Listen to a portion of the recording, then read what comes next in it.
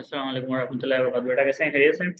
अब आते हैं हम चैप्टर नंबर 3 की तरफ। अच्छा, आप लोग अगर मिसाल के तौर पर मेरा गेस्ट पेपर देखेंगे तो मैंने अपने गेस्ट पेपर के अंदर question number chapter number 3 algebra expression and formula से क्वेश्चन नंबर 6 लिया है और 7 लिया है आपकी बुक का। और 6 और 7 क्वेश्चन नंबर ऑफ एक्सरसाइज 3.1।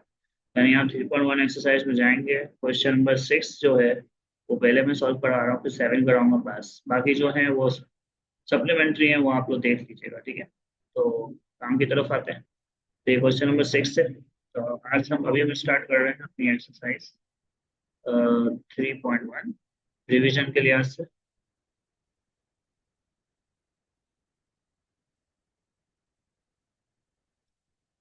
3.1 का हम रिव्यू लेंगे बेसिकली, ठीक है।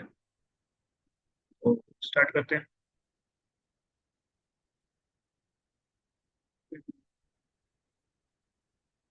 ओके। अब सवाल में हमें क्या कह रहा है? सवाल में हमें कह रहा है कि हमने आपको टी की वैल्यू बता दी है और आपने मालूम करनी है T plus one upon T की वैल्यू, ऐसे ही। अच्छा, अब आपने ये चीज तो सीखी होगी कि रेसिप्रोकल क्या होता है। तो रेसिप्रोकल, तो अगर मैं इसका आसान अल्फाज में मतलब बताऊं तो उसका मतलब होता है उलट। क्या होता है? उलट। यानी टू है तो टू का रेसिप्रोकल क्या होगा? 1/2। थ्री है तो थ्री का रेसिप्रोकल क्या होगा? 1/3। लेकिन अगर मिसाल के तौर पे 1/4 है, नंबर ही आपको 1/4 दिया हुआ है, तो इसका रेसिप्रोकल क्या होगा? 4 होगा। समझ में आ रही है? तो अगर मिसाल के तौर पे अगर आपको दिया हुआ होगा रियल नंबर, तो आप इसको फ्रैक्शनल का आप इसको डिवीजन वाली टर्म में कन्वर्ट करेंगे तो वो उसका रेसिप्रोकल है। लेकिन अगर दिया हुआ आपको डिवीजन टर्म में, तो फिर आपको रियल नंबर में कन्वर्ट करेंगे तो वो भी इसका क्या होगा? रेसिप्रोकल।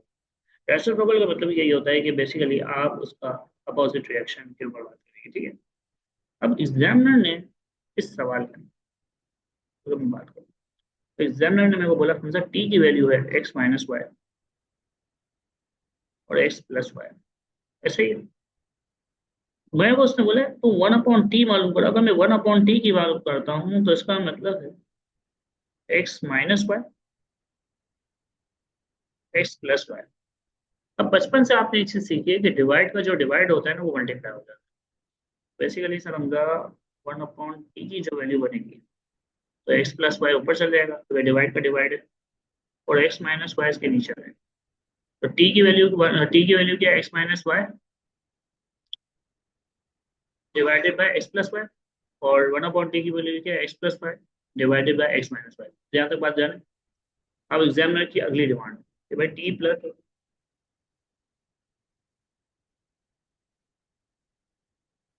1/t मालूम करें।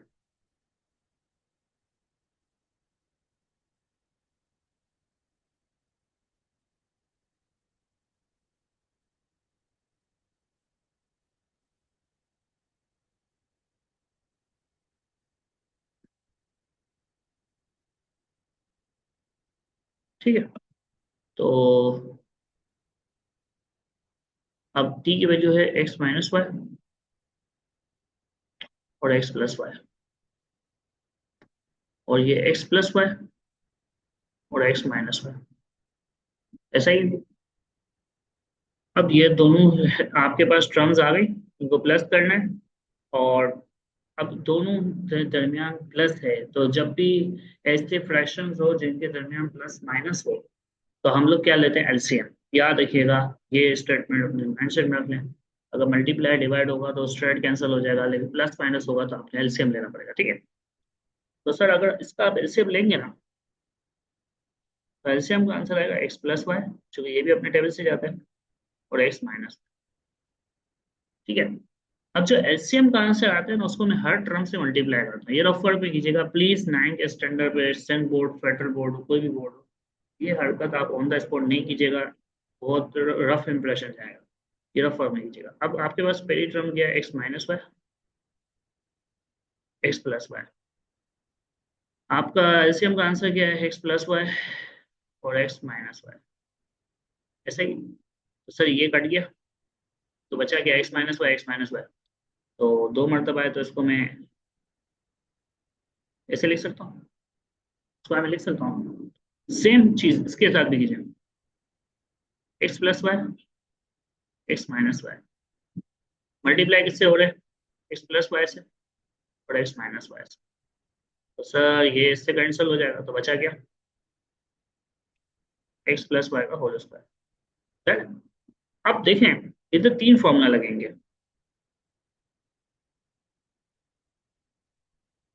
पहला तो है ए प्लस बी का होल स्क्वायर।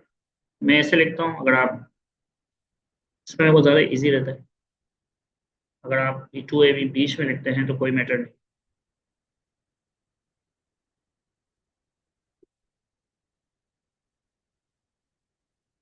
ठीक है, और एक तो ये इस्तेमाल हो रहा है ए प्लस बी,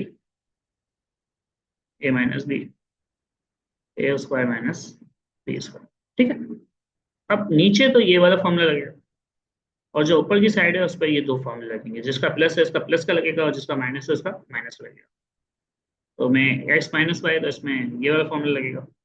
मैंने बोला x square plus Y square minus two x Y.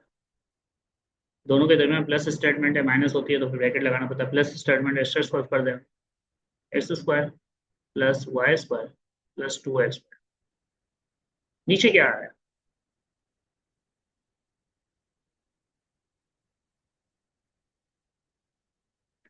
X square और वाई स्क्वायर, ऐसा ही। अब देखें ये तो कैंसिल होगा, चूंकि ये प्लस में था और ये माइनस में था। इधर क्या आया, x square plus x square plus Y square. नीचे क्या बचा, एक्स स्क्वायर और माइनस वाई स्क्वायर, ऐसा ही। अब आपने क्या करना है, एक्स कितने हैं सर, टू एक्स स्क्वायर है मेरे पास, सर टू वाई स्क्वायर है divided by x square minus Y square. ठीक है सर, ज्यादा से ज्यादा आप इसको यूं कर सकते हैं।